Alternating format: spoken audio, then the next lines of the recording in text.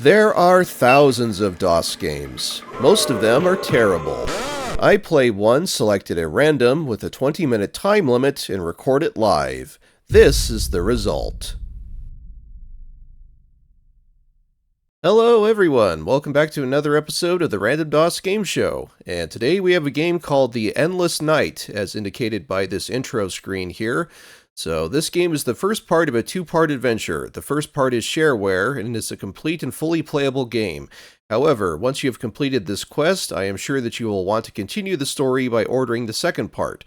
Please see the main menu for details. Press any key to continue. It's by Andy Wood in 1993. Alright. And I did check the, if you want to call it a manual, it was kind of more of a README file. And this is the most recent version, I think, of The Endless Night. This game was originally made with CGA graphics, but this is the VGA version.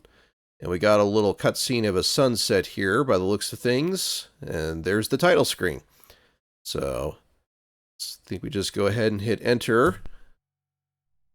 And we have the main menu here with PC speaker sound. The story is telling me to read this first, so let's go ahead and do that. The story. There is no story up to this point, for you have no memory. Judging from the dampness and the extremely faint glow defining a mouth in front of you, you are in a cave. It is completely dark. There is virtually no light, not even moonlight. Alright. Play the Endless Night. Okay, it's giving us some system requirements. I'm just kind of skim reading this. Arrow keys to move. Enter to continue after reading text. Q to exit to the main menu. H to display these instructions. Oh, well, that's kind of a nice touch. You can bring up basically the help at any time. S to save your current game. Okay. Alright. It's talking about to be wandering in the dark. Okay. So you had better map your way. Uh-oh. Well, I don't know if I'm going to do that for just a brief first impressions video. Something tells me I'm going to get lost fast in this game. It is talking about you can get a lantern if you enter the town, if you can find it.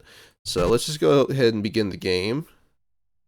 Got a nice little screen, transition screen. Gradually, you come to your senses. Okay?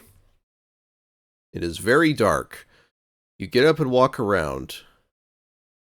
And I think we're in. Yep.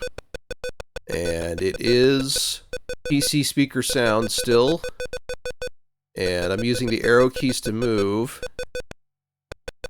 And it's the type of movement where it's basically you're toggling continuous movement on and off. If you just press once in the direction, the player character will move and keep moving until they presumably hit a wall or some other barrier. And if you press the same direction again, he stops in place. So yeah, it's a bit archaic by today's standards, obviously, but quite a few DOS games, especially early DOS games, ran with these kinds of controls. But I don't know if I've ever seen a game with this particular gameplay mechanic before, where you're wandering in a pitch dark setting, more or less. You can only see the square that your player character is occupying. So, yeah.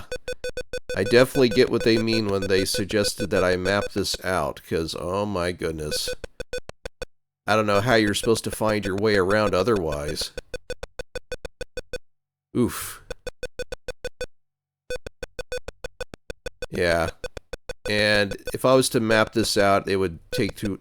I think it would take too long for the purposes of this demonstration. At the same time, though, I don't know if I'm gonna get anywhere with this. Let me just see if I can maybe figure my way around. I was able to go to a new screen here. It looks like there's like no scrolling or anything. Everything is in separate screens that you transition to. Yeah. I suppose it's a bit like the original, like, Legend of Zelda game in that respect. But that's about the only commonality, I would wager. Oh boy. Yeah, this is a game that would require a lot of patience and free time and a willingness to painstakingly map out where you're going and what you're doing. So, unfortunately though, for the purposes of a brief first impressions playthrough, yeah, I don't think I'm going to be going anywhere fast with this.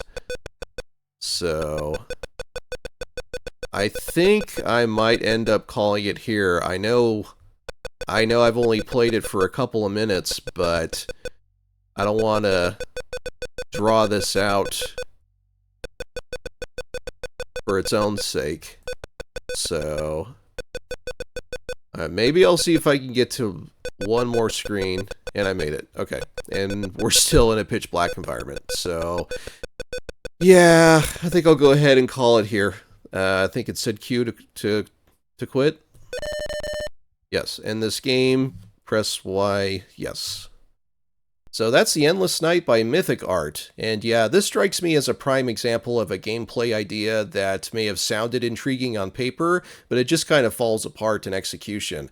And I feel like, especially nowadays, people are not going to have the patience to sit through this game's first portion, where you're just fumbling around in the dark, and if you're serious about progressing, you have to bust out the graph paper to start mapping and charting out where you're going so you don't get lost. And I'll be perfectly honest with you folks, it seems like even after you manage to reach the village and get the lantern and you're able to actually see where you're going, the game really isn't that impressive. Now, I know this because I checked online, and there exists at the time of this recording precisely one gameplay video of this game, and it was someone's live stream where they recorded themselves playing this game from start to finish. So if you're really curious to see what this game looks like after you get the lantern, then I'll go ahead and post the URL here.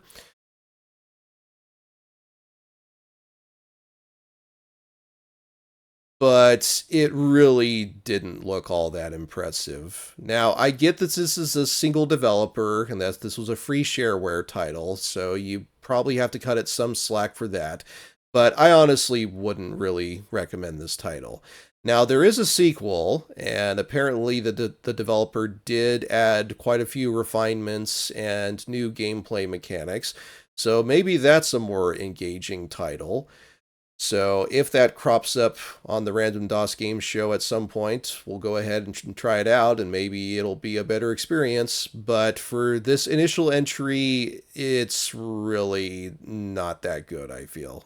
And if you don't want to be kept in the dark about DOS gaming, then check out the rest of our channel. We shine a light on all kinds of games here in the Random DOS Games show, and if you like what you see, consider subscribing.